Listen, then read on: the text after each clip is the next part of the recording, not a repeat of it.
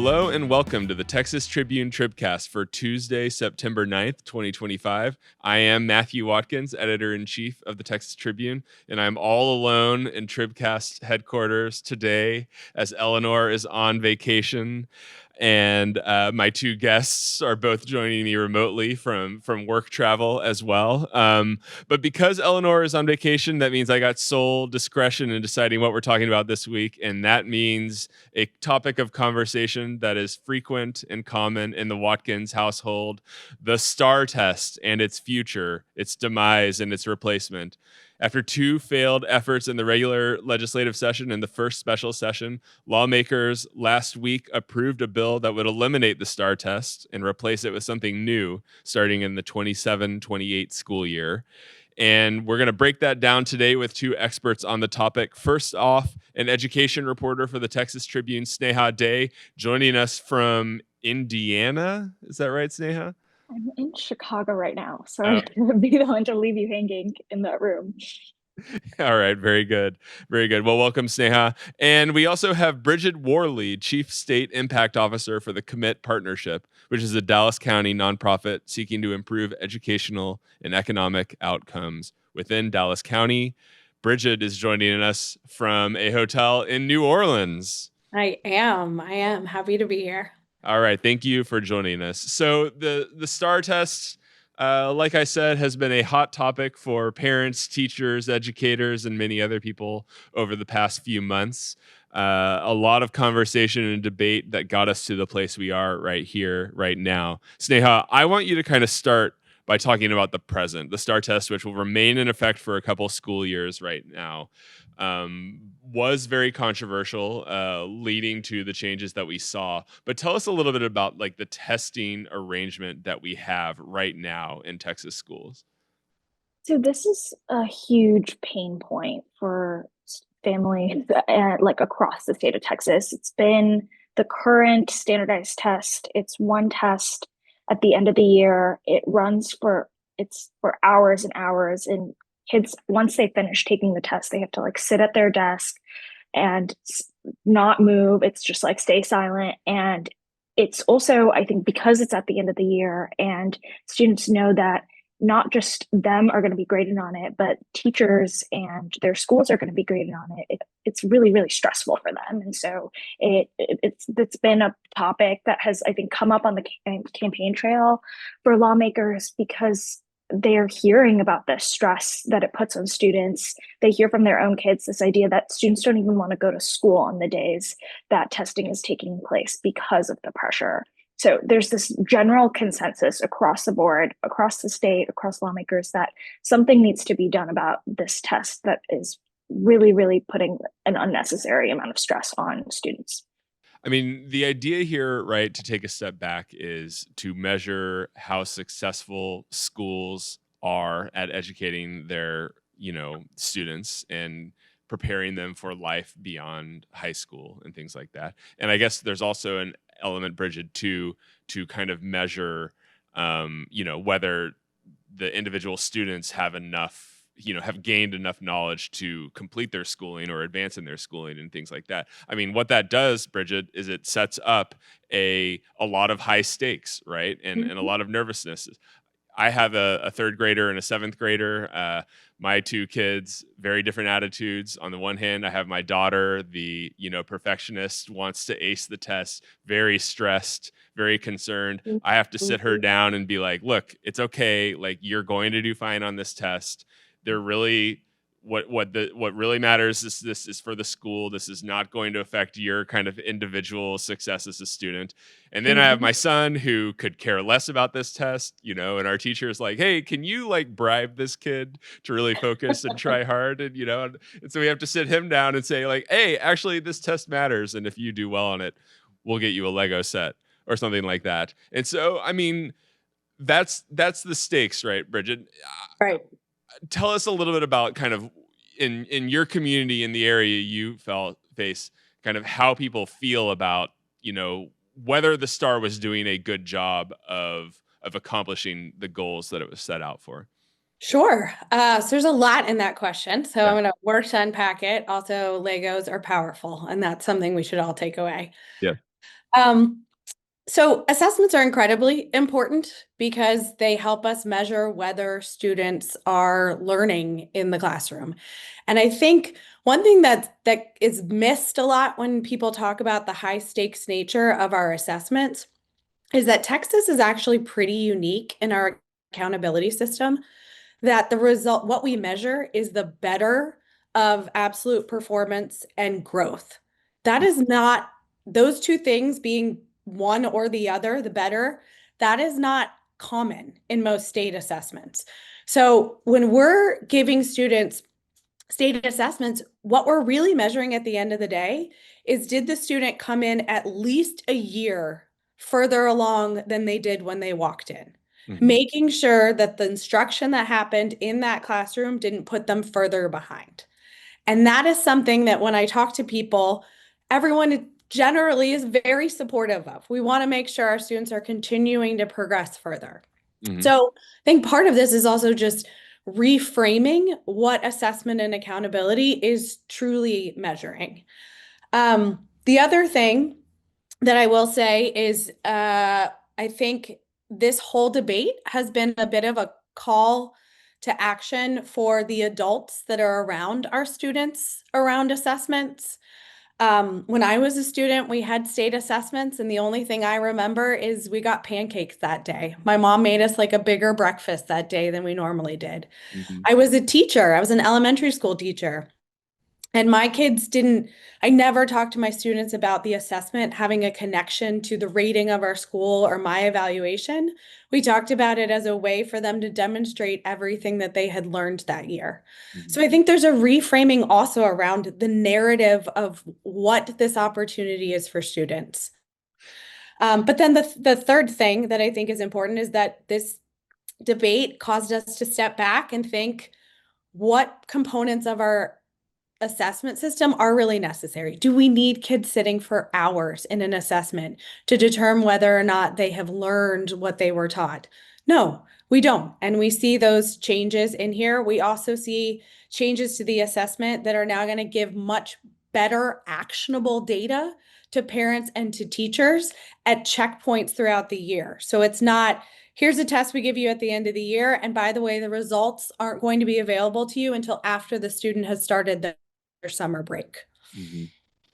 Excellent. Okay. So a lot to unpack there, and I'm very interested in a lot of those different topics. But Sneha, just briefly, I mean, talk a little bit more about the what was it specifically about this test that people were unhappy with? You have one test at the end of the year, and so that is the nature. That's like, you have students that are learning all year through, and then at the end of the day, at the end of the year, they're taking one test. It's designed to take about 3 hours, but it can go up to 7 hours. Folks are unhappy because they are saying that the questions are too rigorous and don't actually meet state standards. That's a criticism that comes up. And I think the environment that these students are in, that just like this amount of stress that they're put under is just, it's not needed. That there's a way to do this that so that they're not under that much stress. And I think there's another piece of it too, where, Bridget, I think you were getting at this idea, right? Like, that you need standardized testing in order to be able to measure how students are doing in the classroom, to measure whether schools are doing a good job educating students. But the tests that are in place that are currently, those scores will be factored into how schools are assessed. But are those tests doing a good job measuring student success, school success? Or how are the tests formatted so that they are doing the best job helping students to in the learning process? So let's talk about HB 8 then. This was the bill that passed in the special session, and it changed how these tests will work. Break down for me. I'll go to Sneha on this first, and then go to you, Bridget, for your analysis here. Break down to me what is different, or what will be different once these new versions of these tests are put in place. Right. So currently we have one end of the year test. What that will be replaced with is 3 shorter tests taken throughout the year. So first at the beginning of the year, then at the middle of the year, and then at the end of the year. The first two tests, in theory, schools should be able to swap that out with tests that they're already giving students. So tests that are familiar in the classroom, like MAP testing, that it's nationally recognized tests that students are taking all over the country.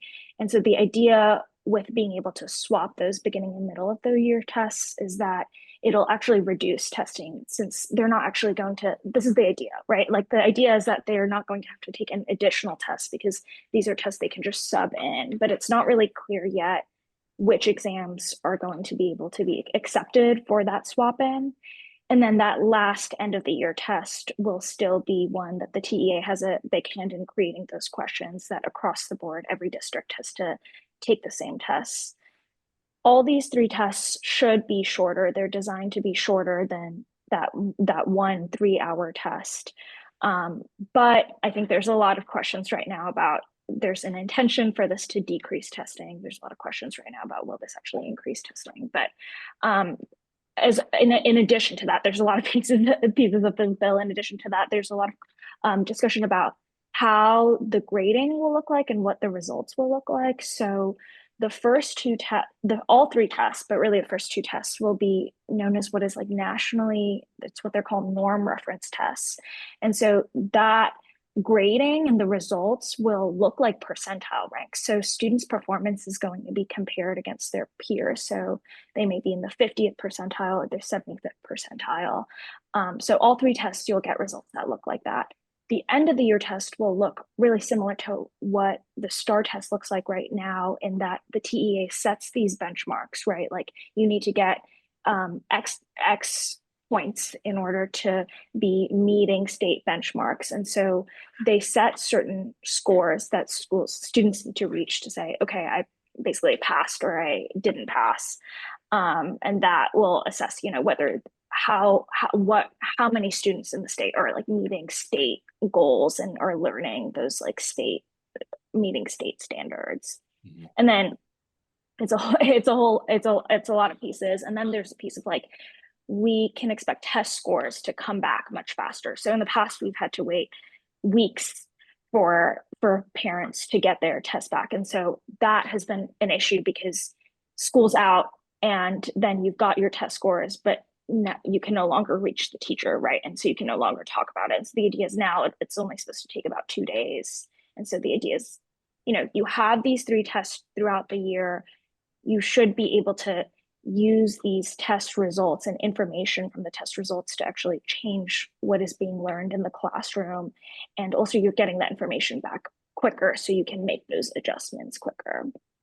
Yeah, 2 other just interesting things that I saw in the bill, right? This idea of practice tests, right? One of the big complaints I think among teachers and educators, right, is they have to spend so much time preparing for the STAAR test that they're not able to focus on actual teaching, right? This would include, correct me if I'm wrong, a ban on kind of running students through practice tests. One expert cited in a story you wrote, Sneha, says that would buy back 15 to 30 hours of lost instructional time by replacing that. And then also just the number of tests, things you're test on, being pared back a little bit. English 2 being one in particular where you no longer need to take that test anymore. Okay, so can I make a point about the practice tests? Yeah, I think absolutely. is important. So it does prohibit practice tests, but it also now by creating the beginning of the year and middle of the year shorter assessments, it gives kids an opportunity to practice for the end of the year, because there is a benefit to practice tests. I mean, we all took practice tests for SAT and ACT. You got to get used to the way the questions are formatted. And so while we're now removing the kind of, okay, everybody, we're going to take a whole practice assessment, we are giving students access to shorter assessments at the beginning and the middle of the year that look like the assessment they're going to take at the end of the year. It is true that in practice, beginning of the year and middle of the year benchmarks are happening right now, but they're a different testing vendor because the state doesn't create interim benchmarks right now. Now they will see similar test questions, similar format, beginning, middle, and end of the year. So practice is still there, but these long sit and take practice tests are gone. It's interesting to watch this because we hear these concerns. Some of them are very much legitimate about the frustrations with the test. But Bridget, I mean, one of the things that's going on here too is you need to measure whether schools are doing what's asked of them. And in any situation, it's hard to come up with a fair and rigorous way of doing that without a test. I struggle to think of how that might look like otherwise. And if you're going to have some kind of test that's going to measure whether you can advance in a grade, whether what letter grade your school is going to get from the TEA, and in extreme cases, whether if you are failing that test for enough years in a row, whether the TEA might have the ability or the power or the interest to take over the government of your school district. When you have those kinds of expectations, there's going to be pressure. And so, I mean, one of the things that I've wondered about as I've watched this sort of play out is like, is it really possible to design a test that teachers and parents and other people who are going to feel that pressure are going to be okay with, are going to be happy with? Do you think that is possible? Do you think it's important to do it anyways? And I guess maybe the last question is, do you think this will get us closer to that goal? So I do think it's necessary, and I will harken back to what I said at the beginning, that I think everyone thinks that the evaluation is just based on the ultimate score that the student gets. It is also growth. So again, we all want kids to come out of each grade at least 1 year ahead of where they were, or they're going to fall further behind. So I think we have to have an assessment to measure whether that is happening. And when we reframe it in that way, it does take off a little more of the pressure, especially for our schools and our teachers that are regularly teaching students who come into their classrooms or their campus buildings behind. The other thing that I will say is that the assessment, you said fair and rigorous. I think the other one is valid and reliable. So we have to create an assessment because there are things tied to the assessment that we truly believe the results are valid and reliable. And so that leads to some of the environment in which the testing is happening. And I think that that is absolutely necessary. I think you asked whether this assessment will do that. I think it will get us closer than we previously have been, which is good news.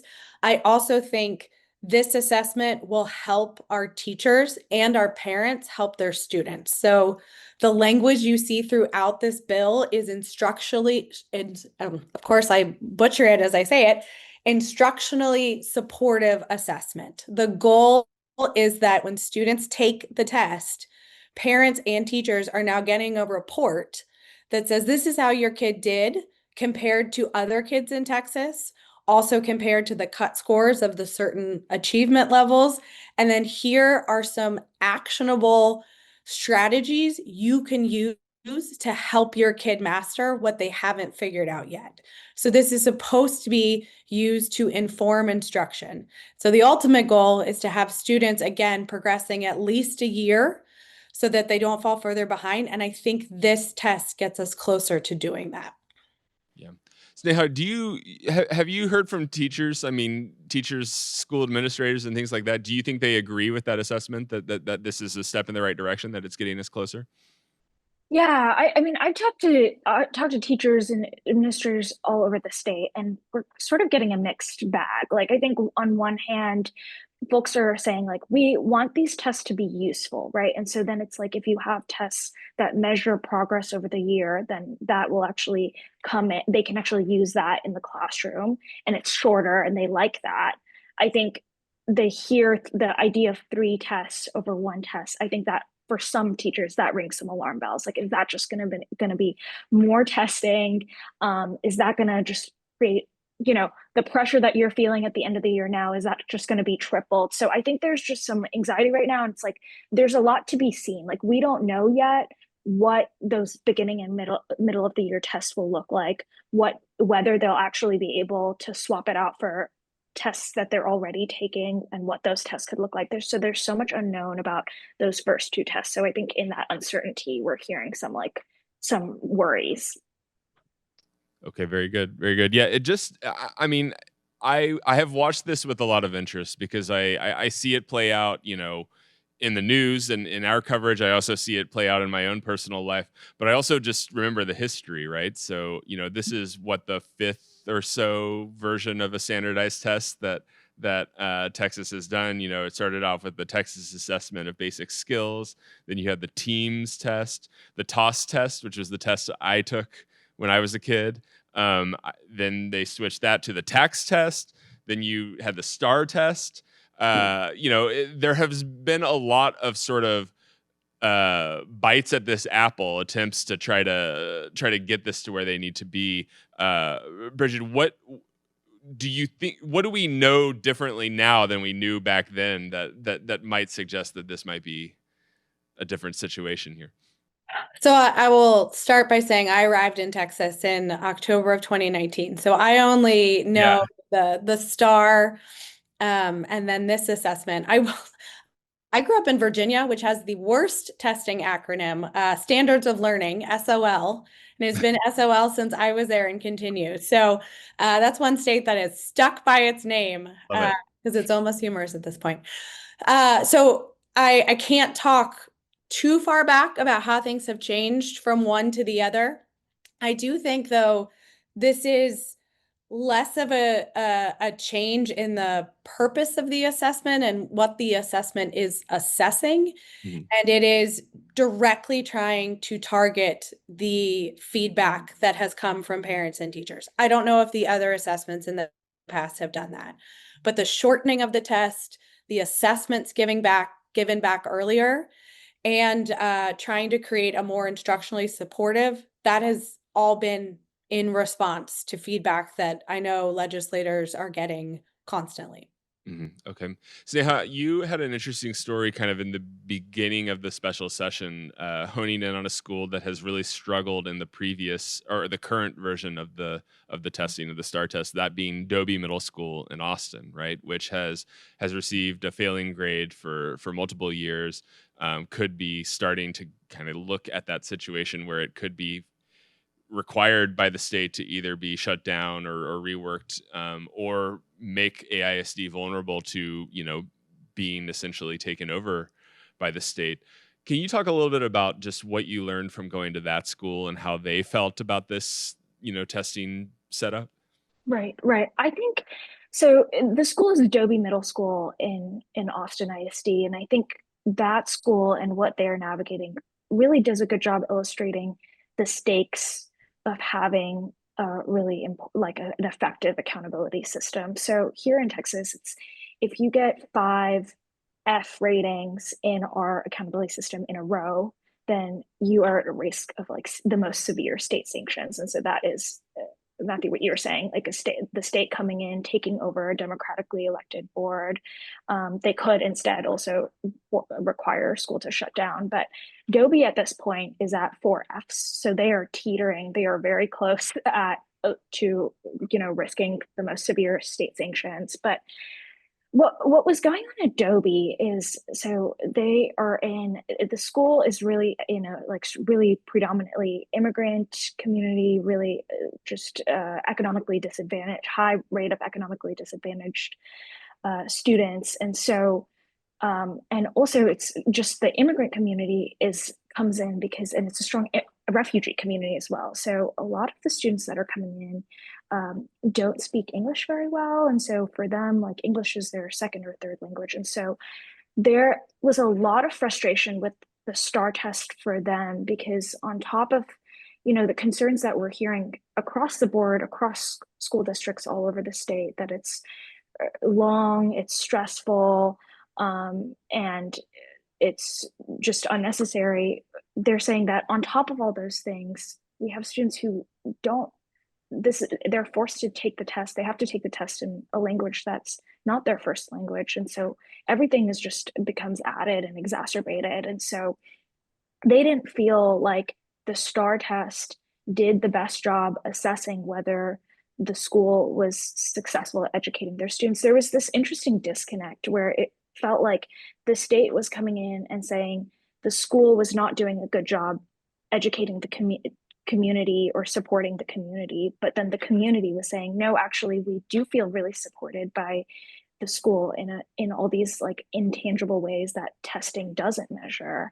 And so I think like that disconnect, I think, comes up when we think about an accountability system and how do we measure whether schools are effective. And of course, here in Texas, testing is the biggest factor, and how students perform on these tests are the biggest factor. But I think there's also been a call in recent years to think about metrics that aren't just testing, right? It's like, are students participating in workforce readiness programs? How are students doing in kindergarten?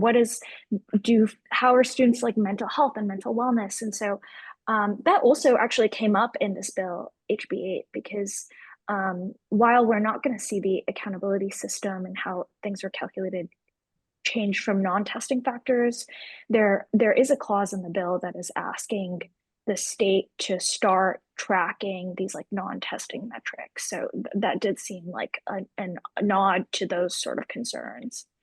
Bridget, I wonder what you think about that. I looked up the data on Dobie before we came in here, TEA's data on this. It says that 51% of the students there are chronically absent. 72% have limited English proficiency. 87% are economically disadvantaged. When you're talking about what is asked of that school beyond kind of the standard, what was asked of, say, for instance, the upper middle class school that I went to, it feels like the task, the challenge at hand, and all those things are so different that it would be hard to measure each of those two schools in a different way. What do you think about, on the other hand, I mean, the goal of the schools is to prepare students to help them, get caught up and be ready for whatever is going to come next in their life. What do you think of the feedback that Sneha heard from a community like that as we think through these challenges? Sure. I didn't think I was going to tell more of my personal story on here, but I'll give a snippet because I think it helps frame this. I grew up in a very upper middle class area. I went to college and decided to enter Teach for America because I thought every kid needed to have a school that was as good as the school that I went to. I'm pretty sure I said it in my interview. But what I learned after teaching in a high eco-dis school in Louisiana was actually that the school I was at needed way more resources than the school that I had been at. They needed better teachers than the school that I had been at. And so it is a complex topic. It's a difficult topic to talk about, but I think assessments and these assessment results and the consequences that we've been talking about, like state takeover, actually shine a flashlight on areas where we need to be putting more resources. We need to be putting our best teachers. And that is actually now happening at Dobie. They are going forward with resource campuses, which is it was included in HB2 from the last session, where they are now meeting a threshold where at least half of their teachers in the core subjects are going to be TIA designated, meaning they're in the top third of the best teachers in all of the state. So those results are actually driving some pretty bold action that are going to be life-changing for the students that are on that campus. They are now getting access to the best teachers in Austin ISD or teachers that have come from outside of Austin ISD. The one other point that I want to make, because I agree with everything Sneha said, but I think it wouldn't be representing commitment if I didn't bring a little bit of data. Yeah. And what our results have shown is that let's stick with just students who are meeting that economically disadvantaged designation. On an F-rated campus, 19% of those students are meeting grade level. On an A-rated campus, 54% of students with economically disadvantaged designation are meeting grade level. So we have campuses, school leaders, and teachers across the state who are showing what is possible. When you really rally around a community, you put resources into the school, you put your best teachers, And that is the story that I like to tell. When I go look at accountability results, I go find those campuses immediately because it's just a reminder of what's possible. Yeah, I mean, I think that's a really interesting point because if you are a parent, you probably only know the experience in one school, and it's hard to know about what's working elsewhere and what's going on. The Charles Butt Foundation released a poll last year saying really around like 90% of parents are happy with their children's education in Texas, which, that's a positive number and that's a good thing to see. On the other hand, less than half of students are graduating from high school in Texas college ready in both reading and math. The average SAT score in Texas is under 1,000. Less than a quarter of students are taking in Texas are taking any AP courses. I mean, there is unquestionably room to grow. I mean, I think some of the question here is who gets to decide what is acceptable, who gets to decide what is working, and should you base that on data, should you base that on parent sentiment, or what? I mean, this seems to be, Bridget, the question that the state is sort of grappling through by talking through this test. And there's been a lot of conversations about including parent and student surveys. There's been conversations about other indicators to put into the accountability system. Surveys come up a lot. Surveys, I think, tell a very interesting story. We just get back to this valid and reliable measure. We want to make sure that parents can speak freely on these surveys, and we want to make sure every survey is counted. And just to do that takes a lot of work. It actually takes a lot of cost. So it's something that we should continue to explore because I think the parent experience, the student experience tells a lot about a campus, but we can't step back from having academic results be the primary driver, because at the end of the day, I mean, what I was taught when I became a teacher was the direct correlation between teaching and learning. You can teach or you can think you taught, but if the kids didn't learn it, you didn't teach it. And that is something that we just need to continue to remind people of the public good that our public schools are, and we have to hold them to that bar. So Sneha, what happens? Oh, go ahead. Go ahead.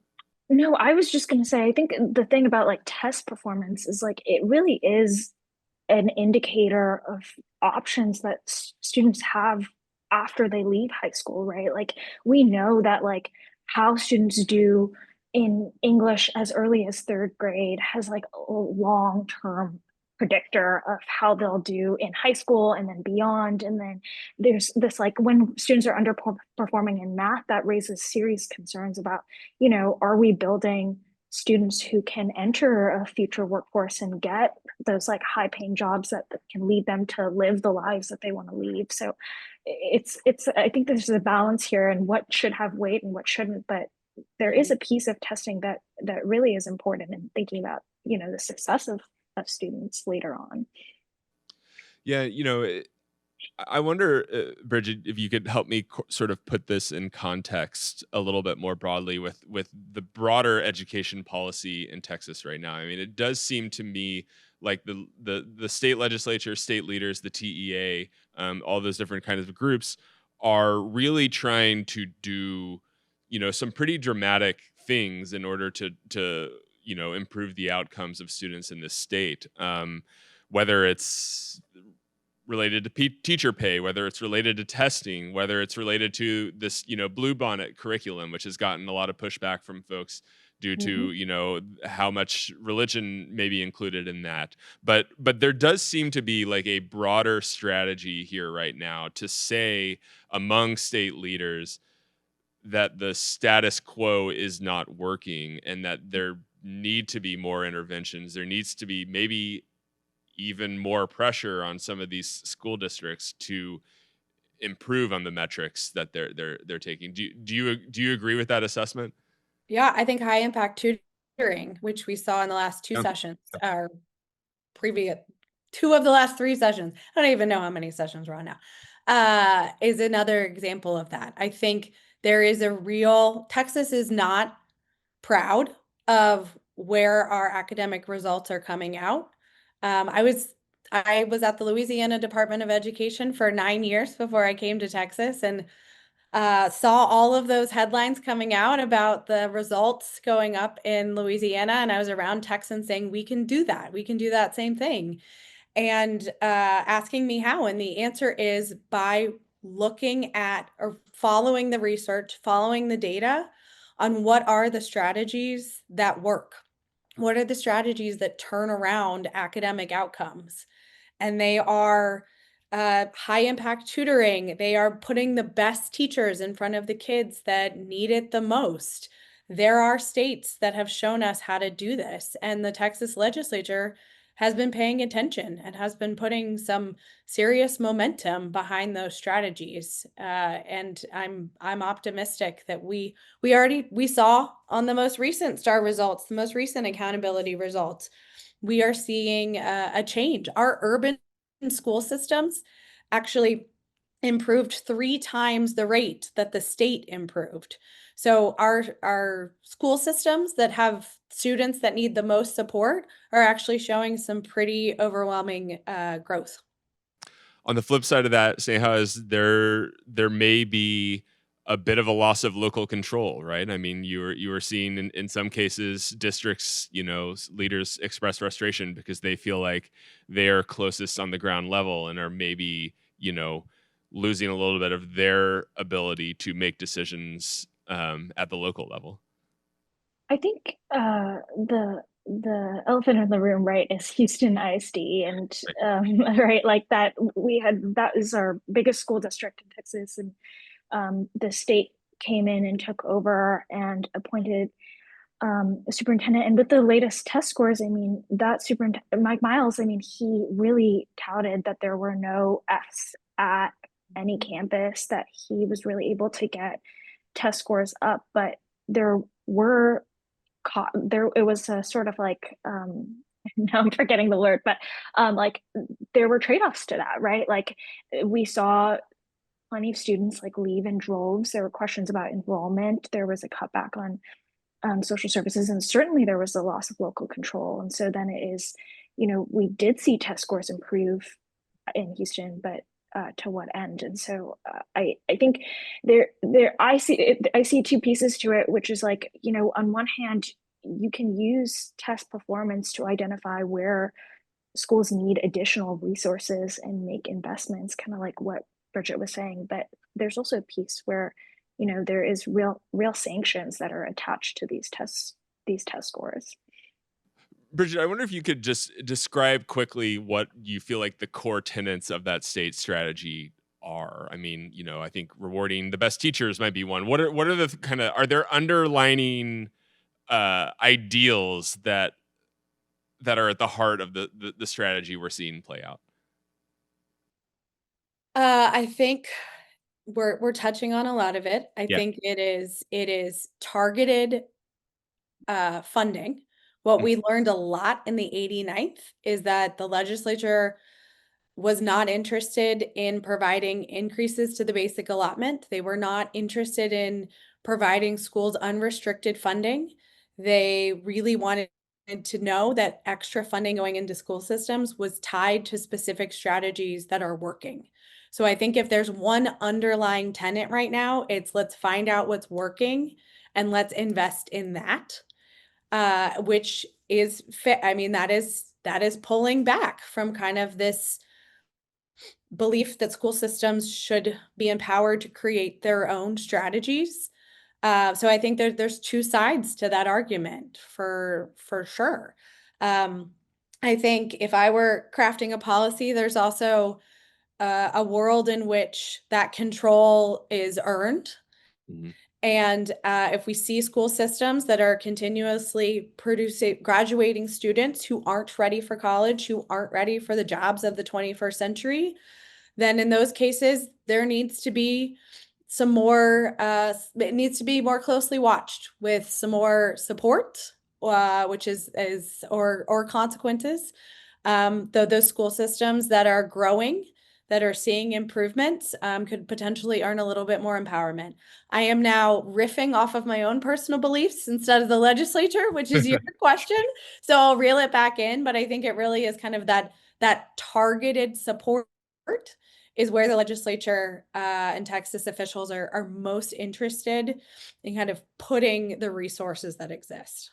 What is a reasonable goal for an outcome, in that strategy or approach? I mean, Texas is has a strong economy. It's a wealthy state. It also has a lot of poor people, and it has a lot of immigrants, and it has a lot of children for whom English is not their first language. I mean, there are a lot of challenges that the state faces in trying to achieve these goals. Like, what should the achievable goal be as they think through this? Well, I will tell you, Commit's goal, which is that by 2040, half of the young adults in Dallas County, 25 to 34, will have earned a living wage. And that is a very big goal. When we launched that goal, we were at around 30% of those individuals earning a living wage, and our goal is to get to half. I think that is going to take a lot of work. It is going to take a lot of partnerships. It's going to take a lot of resources, but I 100% think that it is achievable. And you say, we have so many jobs that are available now that are going to be available in Texas. And I have let it be known on this. I talked about Virginia, I talked about Louisiana. So people know I am not a native Texan. I've outed myself. But I'm a Texan by choice. I married into Texas, and I want to make sure that those jobs can be held by Texans and that we don't continue to have to import our talent in order to keep the Texas economy running. Well, even though you are in Louisiana right now, we still accept you as a Texan by choice. It is the Texas way, right? Thank you. Well, We I'll be take back all tomorrow. comers. Yes. Thank you, Bridget. Thank you, Sneha, both for this conversation. I'm excited to see how this will play out. And thank you to our producers, Rob and Chris. That is all we have for today. We will talk to you next week.